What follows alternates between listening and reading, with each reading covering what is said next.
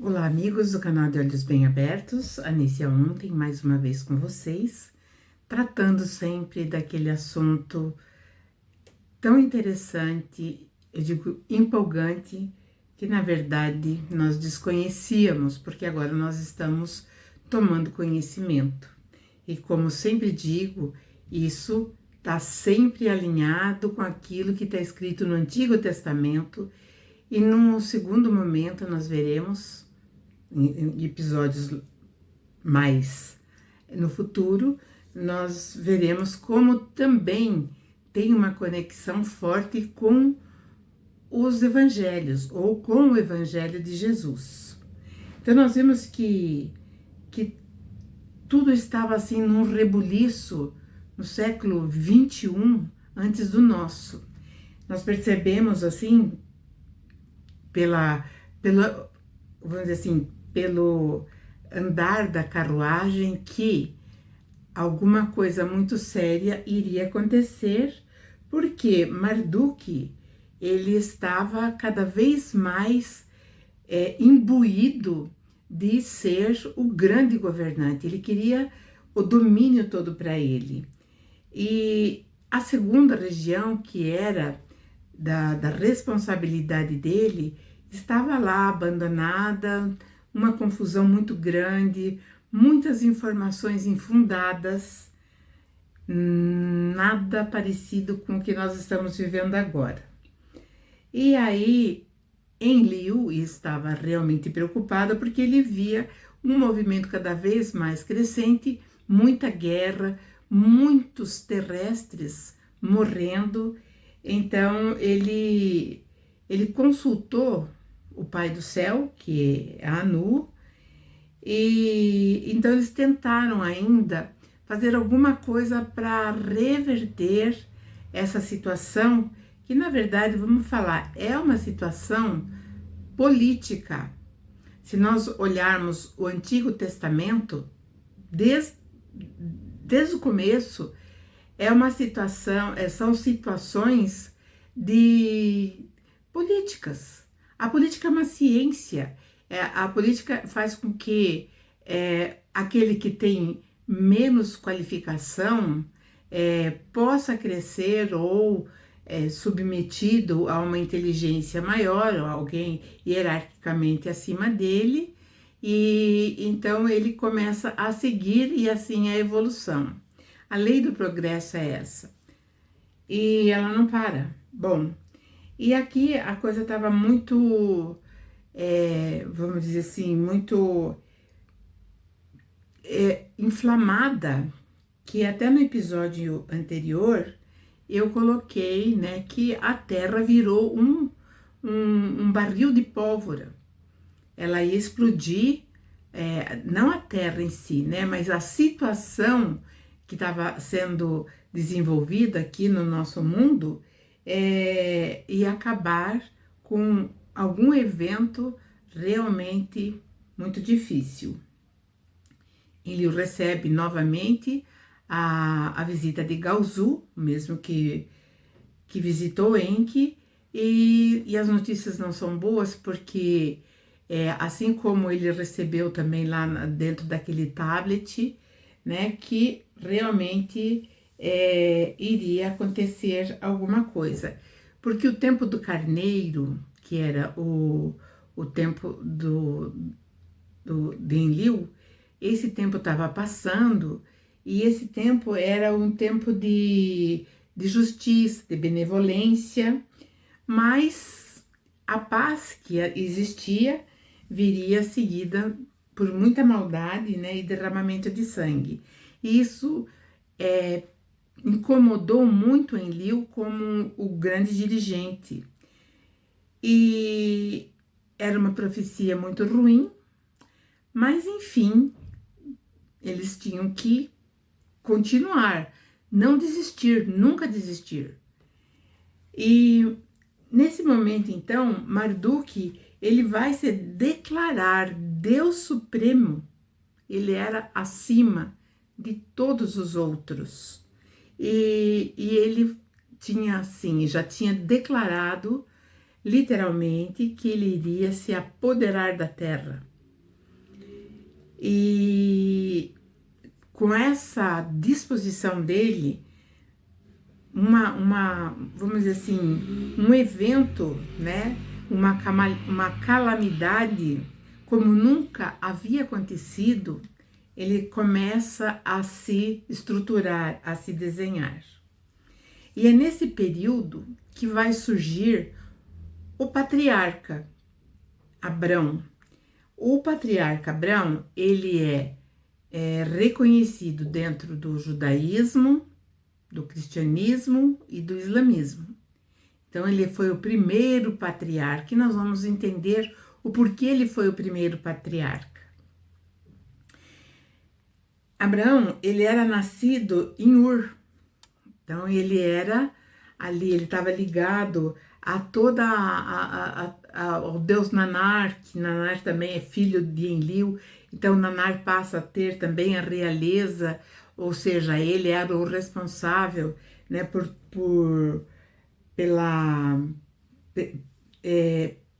Urim, né, que depois vai ser Ur.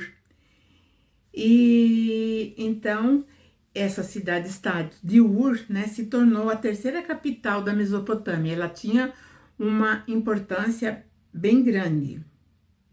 Mas vamos voltar um pouco lá para Enlil e Galzu. O emissário divino, Galzu, além de anunciar uma grande calamidade que estava ali para acontecer, ele também trazia orientações importantes para Enlil, porque ia acontecer algo tremendo e onde Enlil teria um papel importante no desenvolver dali para frente. Porque nesse momento, o ser humano terrestre já híbrido, ele já estava assim, facilmente se corrompia também.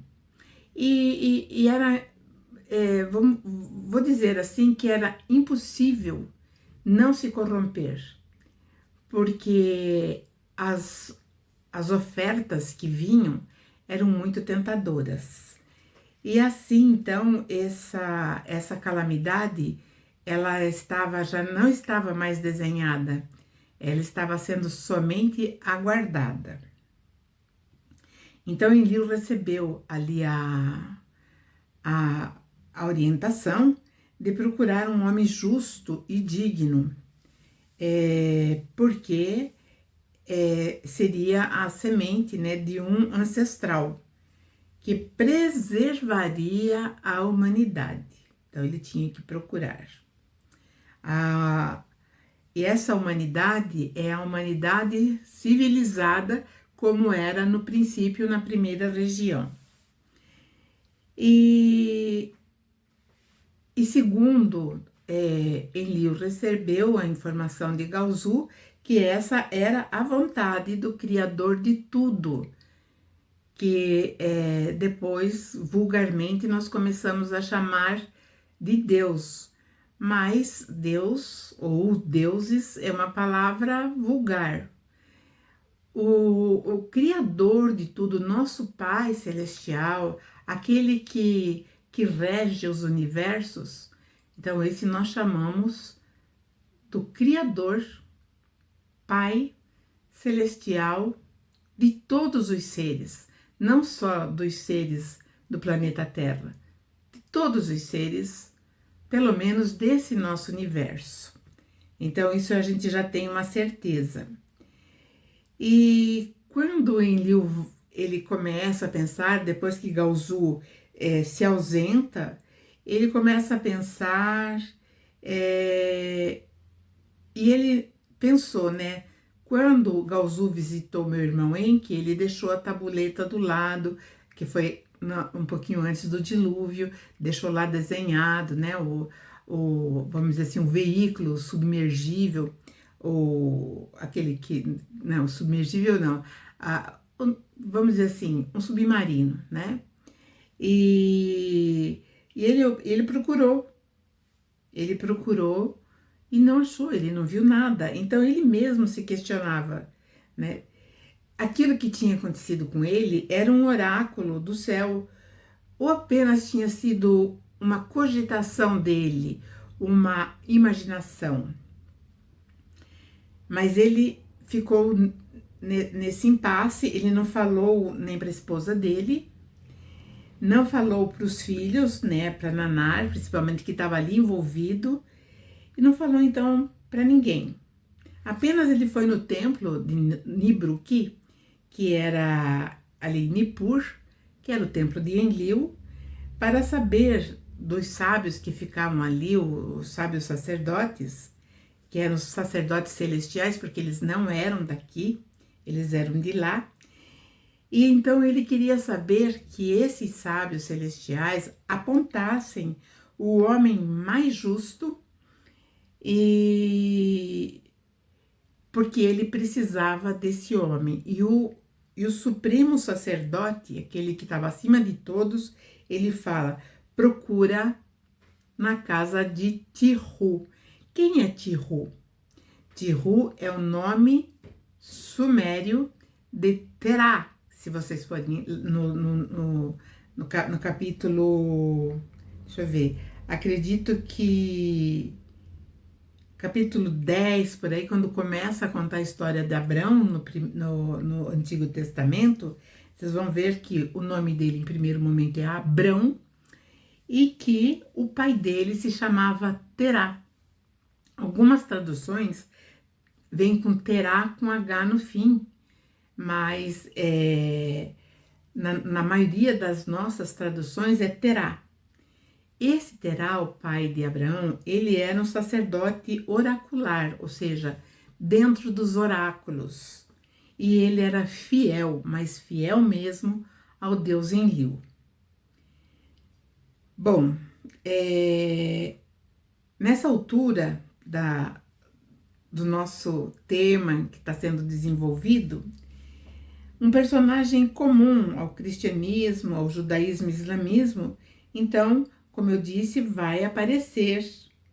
E no capítulo 11 da Gênesis mosaica, então descreve assim, 11:11. Então esta é a árvore genealógica de Abrão, a partir de Sem, ou seja, quem era Sem? Era o filho primogênito de Noé, que se nós lembrarmos melhor um pouquinho, ele era filho de Noé, e o Noé tinha 3 filhos, lembrem bem, então o mais velho era o Sem. E todos eles tinham algo em comum que as pessoas, e eu mesma, não entendia, porque eles tinham uma longevidade tão grande. Então, ficou assim, né? E viveu Serug, Serug seria um ancestral, né? Ele viveu 30 anos e gerou Naor. E viveu também Naor 29 anos e gerou Terá, que é o pai de Abrão. E viveu Terá 70 anos, ele gerou Abrão. Naor, foi pai de Arã, que foi pai de Ló, que era o sobrinho de Abrão. E morreu Arã, estando ainda seu pai Terá ainda vivo, ou seja, ele faleceu antes do pai, que era o pai de Ló, na terra do seu nascimento, ou seja, ele nem chegou a sair de Ur. E tomaram Abrão e Naor mulheres para si. Então eles se casaram, e o nome da mulher de Abrão era Sarai, e o nome da mulher de Naor era Milca. E aqui é uma importante informação que não consta no Antigo Testamento. Mas Abrão, ele era, vamos dizer assim, da aristocracia. Ele era de uma camada elevada dentro ali da ordem abaixo dos deuses. E aqui Sarai, né, significava até em mesmo Mesopotâmia, na Mesopotâmia, o significado é princesa. E a mulher de Naor era Milca, que também significa rainha. Então eles eram nobres. E aqui mostra que Sarai não tinha filhos. O livro da Gênese, ele não explica a entrada de Abraão na história. Apenas ele vai registrar a ordem do Senhor. Então ele não vai contar, digamos assim, um objetivo maior ou o objetivo fundamental da história de Abraão. Então diz assim, né? Simplesmente diz que o Senhor disse para Terá, para o pai de Abraão, que saísse de Ur. E aí, lembrando que era Urim de Nanarsim, que era filho de Enlil, e que ele era a divindade de Ur. E Enlil, ele então já, vamos dizer assim, respaldado pelo supremo sacerdote celestial, então ele vai e chama Terá. E ele diz para Terá: veja o templo de Nanar, no Urim, observe o templo celestial nos céus, porque eles tinham a astronomia era algo muito conhecido por eles.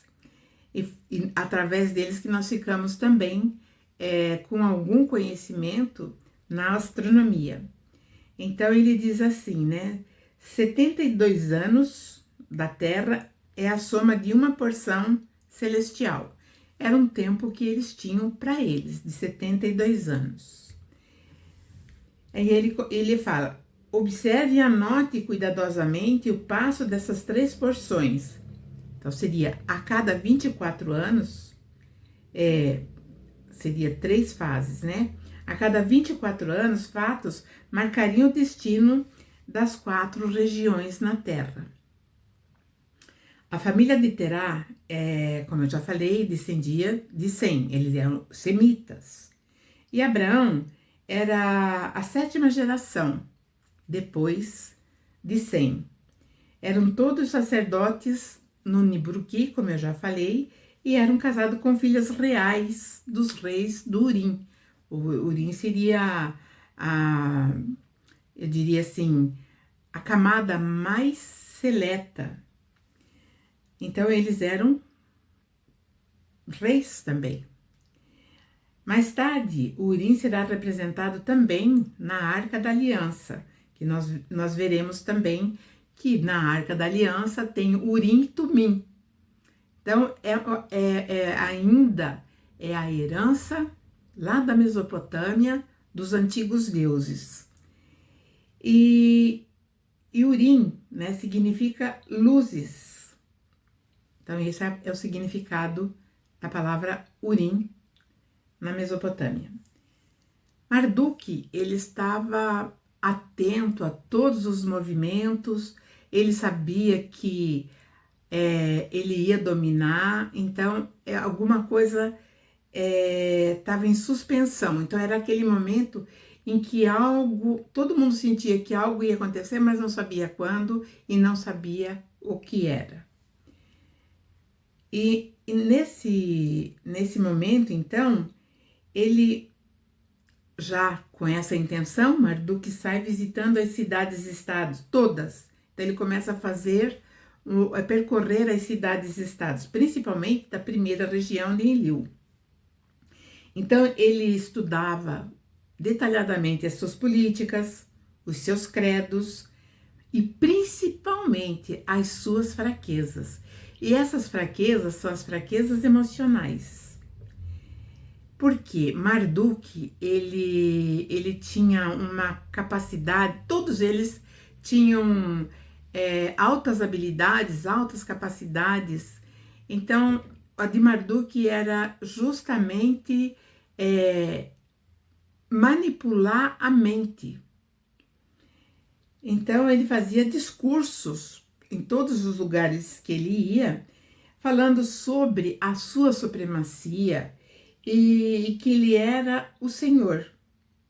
E ele prometia muita coisa e ele foi ganhando seguidores fiéis. Esses seguidores fiéis que anteriormente tinham na consciência ou tinham aprendido que a regra de ouro era fazer ao outro o que queria que fizesse para si mesmo. Isso, com o tempo e com as promessas, foi se degradando. Marduk tinha um filho, o único filho dele que sobreviveu. O nome era Nabu. Nabu também vai estar registrado na Bíblia como Nebo, que é a mesma coisa.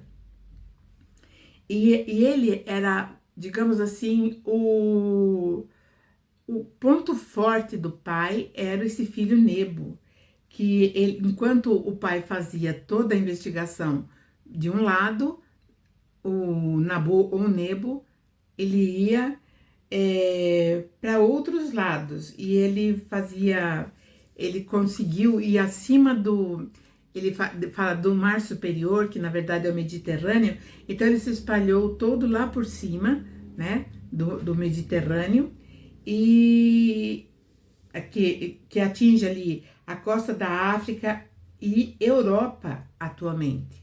Então, toda essa região, Nebo foi colocando ali a supremacia do pai e também as suas propostas. Então ele vai lá nessa região, empreende uma campanha fortíssima e a intenção dele, tanto dele quanto do pai, era principalmente depois da primeira região invadir a quarta região, que era a região sagrada. Ali eram guardados os veículos que faziam, né, o percurso terra-céu. E também tinha algo muito importante ali: armas e nucleares. E então ele visava se apoderar principalmente desse ponto estratégico, que seria um porto espacial, mas um porto espacial mais, vamos dizer assim, mais habilitado para viagens interplanetárias, e também as armas. E para ele atingir isso, então, existiram sérios enfrentamentos entre os habitantes. Aí nós já estamos vendo que o povo já está nesse partido, já está corrompido. E o trânsito, quando houve enfrentamentos e guerras, né?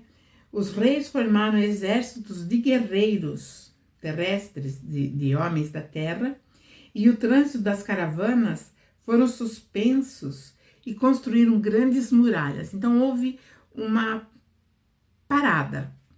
Então não podia transitar as caravanas, porque naquele tempo já existia um comércio muito rico de especiarias, de prata, de ouro, de tecidos, e aí ficou tudo parado, ficou tudo imobilizado.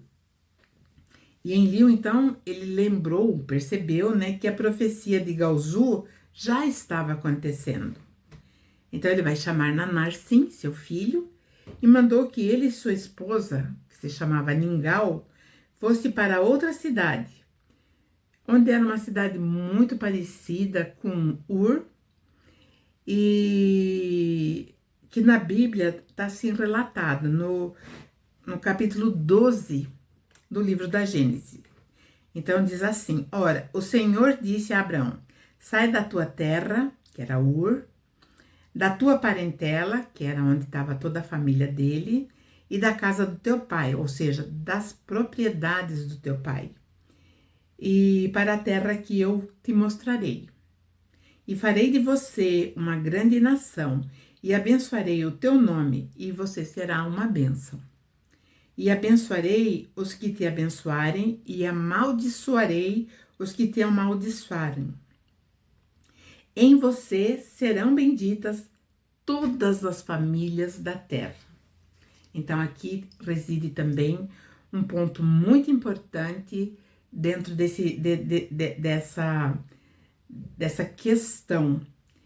Porque, assim, hoje,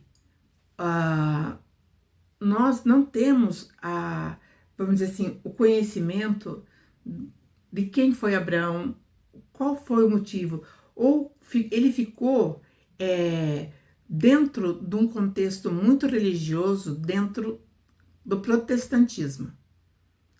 Então, todo mundo sabia de Abraão, que era o amigo de Deus, e ele era realmente, e eu vou explicar por que ele era dito o amigo de Deus.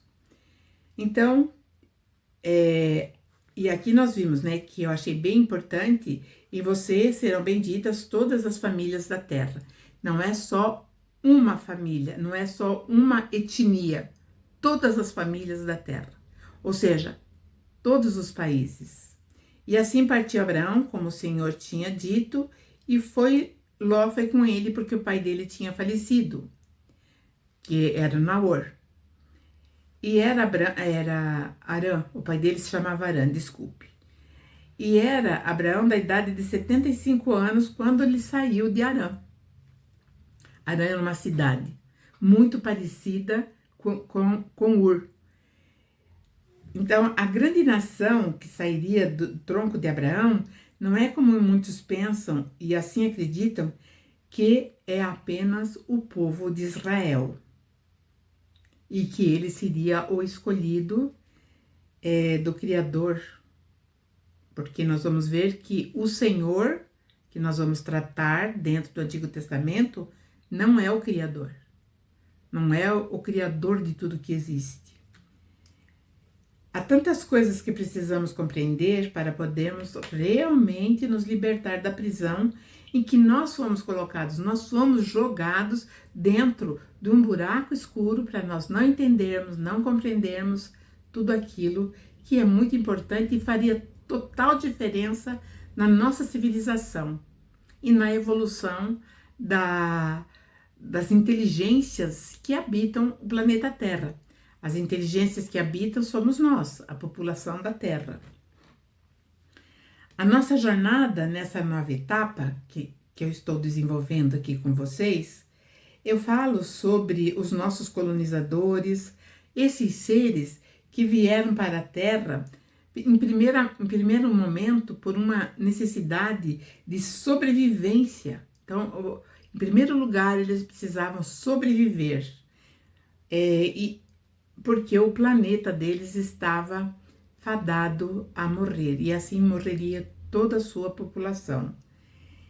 E também, quando eles chegarem em primeiro momento, dentro dessa necessidade de sobrevivência, e eles começaram, então, a perceber, posterior, principalmente em Liu, que a união, né, a nossa genética, que foi feita essa fusão da nossa genética com a genética deles, traria, assim, uma responsabilidade muito grande em relação ao progresso intelectual, mas principalmente moral e dentro de justiça. A justiça que eu digo aqui não é a justiça como nós conhecemos, é ser justo. E ser justo é exatamente isso. Eu vou fazer exatamente o que eu quero que o outro me faça. Eu não vou desejar que o outro me faça mal. Então, eu vou fazer o bem. Assim é a lei. E aí, se essa lei fosse implantada e entendida, nós não teríamos nenhum tipo de, vamos dizer assim, de inconformidade ideológica entre todos os habitantes da Terra. Então, seria, né, que eles ficaram responsáveis, alguém teria que se responsabilizar pelo desenvolvimento espiritual e moral da nossa humanidade. E aí, então, é que as coisas vão acontecer. A partir daí, nós veremos uma nova etapa. Mas antes de chegar a essa nova etapa, nós vamos ver que algumas coisas importantes acontecerão.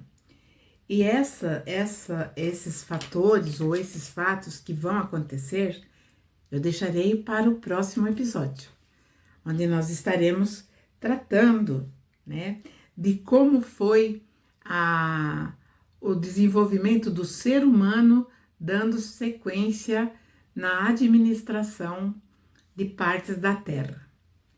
Então, fiquem comigo. Deixem o like, compartilhem o vídeo, é muito importante isso. Toquem o sininho e aqueles que quiserem falar mais sobre ou tiverem querer, né, alguma dúvida ou esclarecimento, entre comigo, entra em contato comigo, tá? A maioria, acredito que até tenha acesso ao meu contato. E deixando ali nos comentários, eu sempre olho, eu também entrarei em contato com vocês, tá certo? Então, ficamos combinados e até a próxima. Um grande beijo.